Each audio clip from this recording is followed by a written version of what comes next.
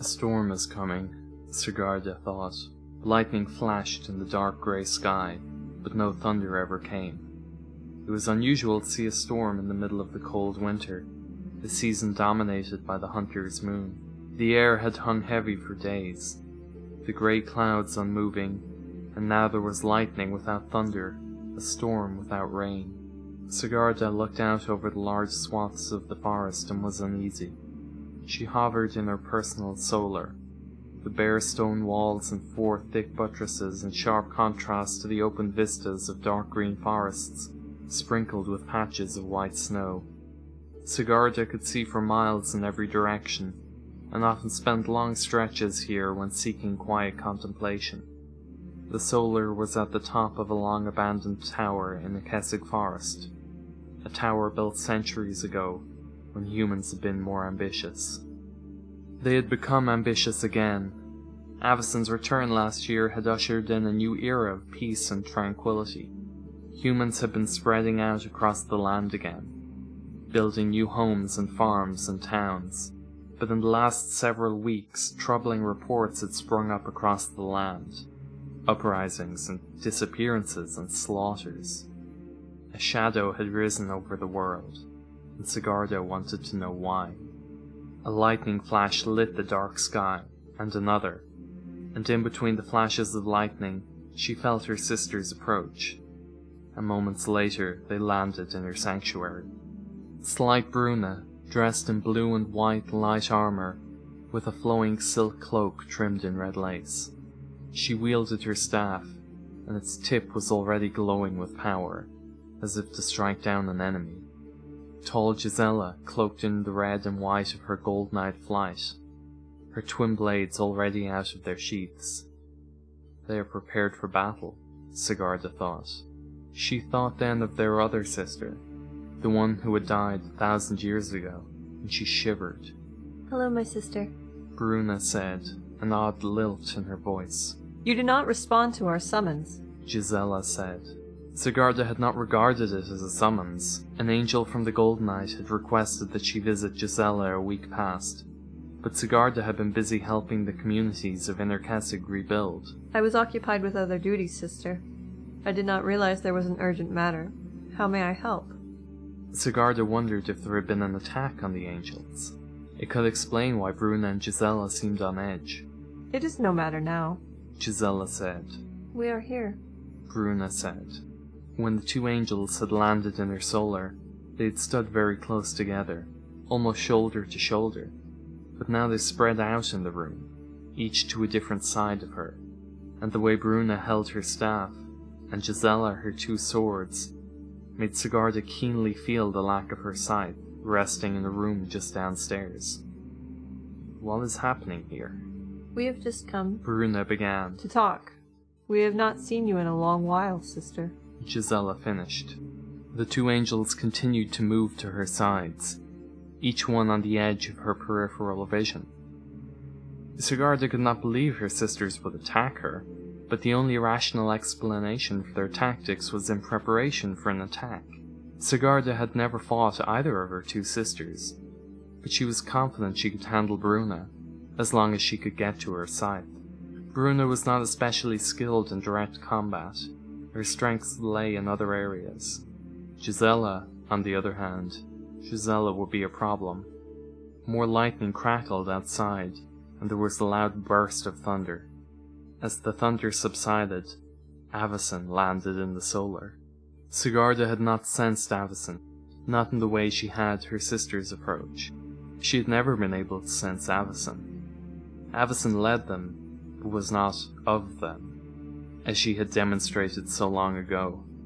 Sigarda could not deny the power of Avacyn, her ability to both fight the horrors of Innistrad and inspire the humans to continue their fight, but she still missed her sister. Now both Bruna and Gisela were behind her, and Avacyn hovered in front of her, tall, taller even than Gisela, with perfect alabaster skin and striking silver-white hair. Her moon-silver spear glowed, though Avacyn did not need the weapon to be effective in combat. If it came to battle, Sigarda would not go down easy, even against both Bruna and Gisela. But if Avison had come to fight, then Sigarda was dead. Sigarda, the great work is soon to be underway. Avison's voice had a weird slur to it, almost a slight hiss or buzz to her speech. At first Avison had appeared as she always had, but Sigarda had now noticed oddities. The metal points of Avison's spear were twisted. Even now the metal seemed to flow as Sigarda watched. She wondered what kind of power Avison was channeling through the spear. Even more disquieting were Avison's eyes. Normally pure white, there were odd flashes of black in her irises, a momentary opacity swallowing light. The three angels had a long and complicated relationship with Avison.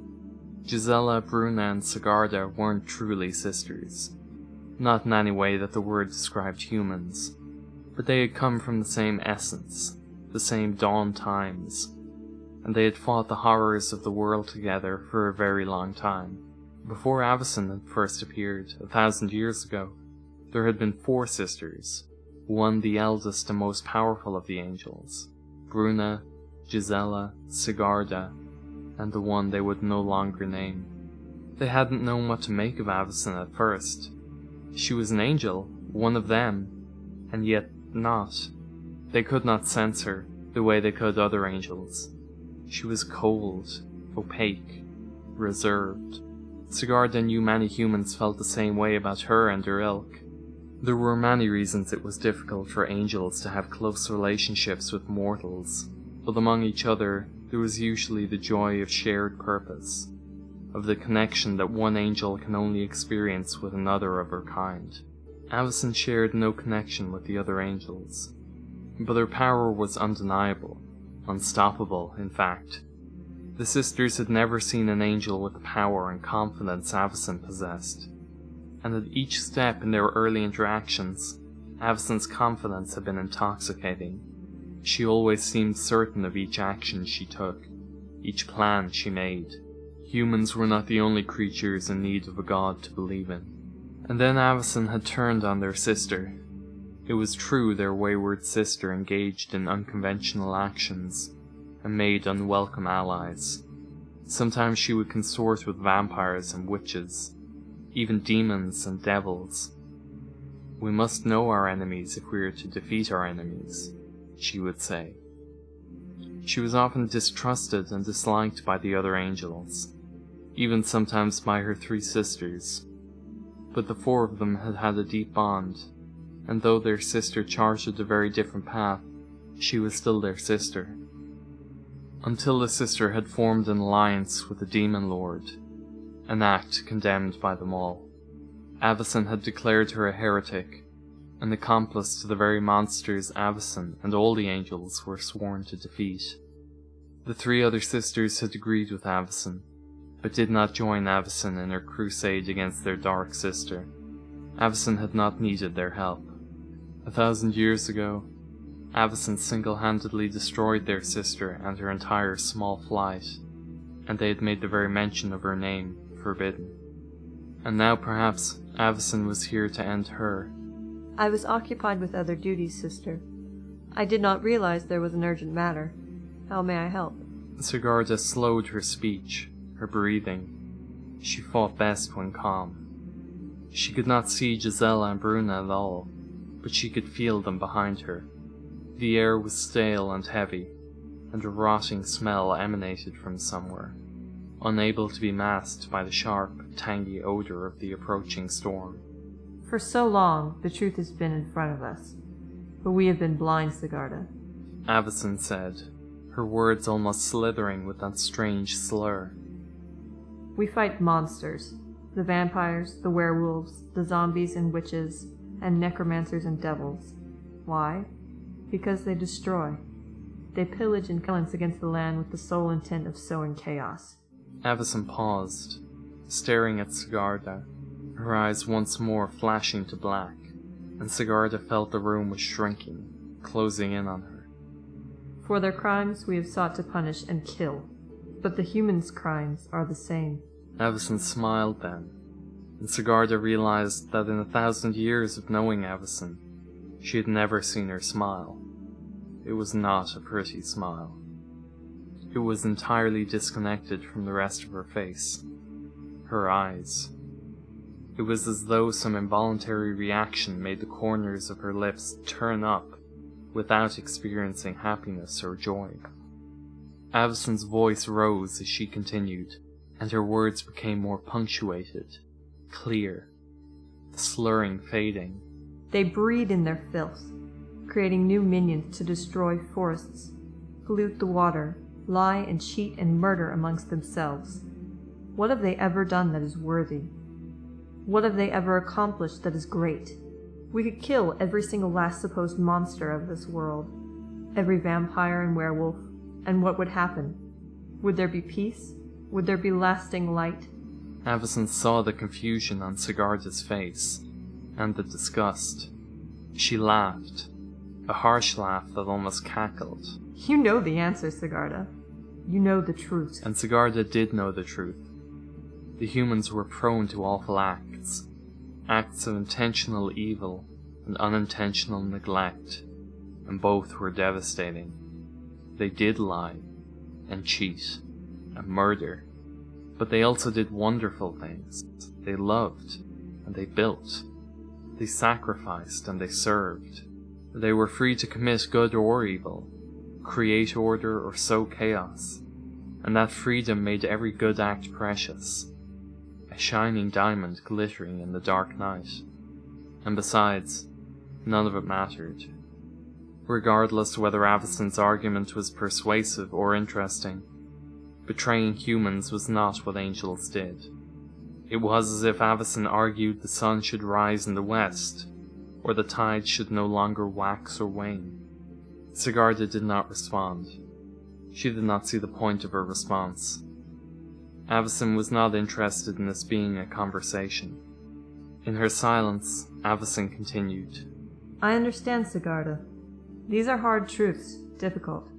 It took Bruna and Gisela some time to understand as well, but eventually they saw light. At the mention of their names, her two sisters spoke. Now we believe, said one.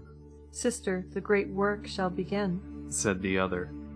When she couldn't see their faces, Sigarda realized she could no longer recognize which voice belonged to whom. We will be back, soon. We will need your help. The impure must be cleared, be punished. We will make way for true light, for ourselves and others like ourselves, who can create and maintain peace. Imagine it, Sigarda. No more violence, no more war, no more darkness. everlasting light, said a voice behind her, though she could not tell which angel said it, or perhaps both said it at the same time. Avison held aloft her spear and pointed it at the stone roof. A surge of power leapt from the spear, and the roof vanished, obliterated by the force of Avison's power. Only a fine dust fell to the ground below, covering the angels in a sooty ash. Soon, Avison said, and flew off into the dark grey skies. soon. Gisela and Bruna said from behind her, and did the same. Sigarda stood in her ruined solar, watching the lightning dance amongst the grey skies, though still no rain fell. Tears dropped from her eyes, splashing onto the dusty stone floor. She thought about her dark sister, 1,000 years dead, and wondered why she hadn't fought for her, had not even tried. Sigarda considered the angels in her flight, wondering if any of them had gone over to Avison yet. She considered humans that could possibly help stand against Avison. There were few. So few. But Sigarda knew it didn't matter, even if no one joined her cause.